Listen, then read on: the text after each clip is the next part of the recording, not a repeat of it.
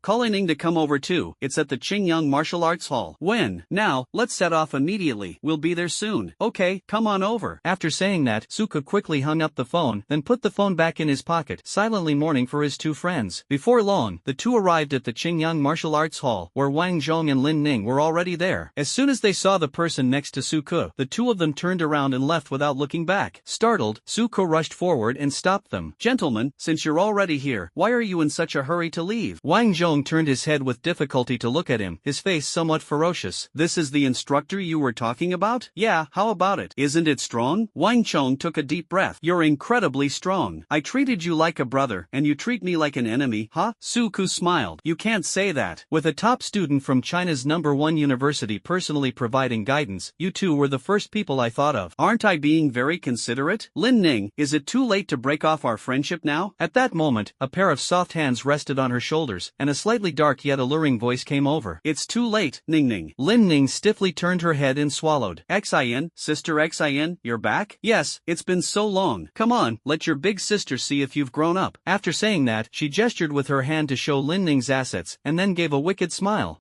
It does seem to have grown a bit. Looks like the kids won't have to worry about food in the future. Upon hearing this, Lin Ning's face instantly turned red to the roots of her ears, and she said somewhat embarrassedly, Sister Xin, please don't do this. Upon hearing this, Lin Ning's face instantly turned red to the roots of her ears, and she said shyly, Sister Xin, please don't do this. Seeing her shy expression, Zhang Xin couldn't help but laugh out loud, and then withdrew his hand. Alright, I'm not teasing you anymore. So, are you two ready to get a beating? Get some professional training from me? The three of them cursed inwardly. Didn't you just blurt out what you were thinking? Although they were uneasy, given the opponent's formidable strength, they also understood that Zhang Xin had studied at China's top university and could teach them many advanced techniques. With her training, their abilities would undoubtedly improve by leaps and bounds. The three exchanged a glance, their eyes flashing with determination. They took a deep breath and, with resolute steps, stepped into the martial arts hall with Zhang Xin. An uninformed bystander might mistake them for righteously facing death. Walking to the center of the fighting arena, Zhang Xin waved his hand casually, his tone slightly teasing. Don't say I'm bullying you. I'll give you plenty of time to unleash your abilities. We don't give you that kind of preferential treatment here. Those who are quick can start fighting right away. Those who are slow will just have to suffer in silence. Her words were full of confidence and provocation, as if victory was already in her grasp. In fact, she did have the ability to do so. A 4th tier 3rd dan bullying 3 1st tier 8th dan, just like an adult bullying a child. However, for the three of them, this was undoubtedly a rare opportunity. As a dazzling green light flashed, a light symbolizing love, Suka's entire body burst into flames, transforming him into a flame man. On the other side, Wang Zhong strengthened his muscles to the limit, making his body exceptionally strong. Lin Ning also released her supernatural power, casting a faint defensive aura over the three of them and granting them the rock armor. Now, Lin Ning has successfully advanced to the 8th stage of the 1st tier, greatly improving her abilities and enabling her to buff 3 people at the same time. Flame man, put. However, as soon as Suka shouted out his transformation name, he was punched hard by Zhang Xin and sent flying. He was embedded heavily in the wall like a swastika, unable to move. Zhang Xin looked at Suku on the wall and said disdainfully, you're so slow at transforming. Who else should I beat up but you? Register. After saying that, she turned to look at Wang Zhong, a hint of admiration flashing in her eyes.